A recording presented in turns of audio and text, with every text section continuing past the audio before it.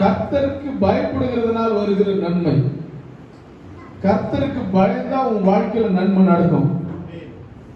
வேத வசனங்களுக்கு நீ கீழ்ப்படிந்து நடந்தா உன் வாழ்க்கையில நன்மை நடக்கும். உன் வாயை அடக்கி நீ சரியாக பேசினால் உன் வாழ்க்கையில நன்மை நடக்கும். அல்லேலூயா. வேதம் நமக்கு தெளிவாக சொல்லுகிறது, நம் நாவை அடக்க வேண்டும் என்று. அல்லேலூயா. நிர்விசாலமா நம்ம வீசக்கூடாது, பேசக்கூடாது.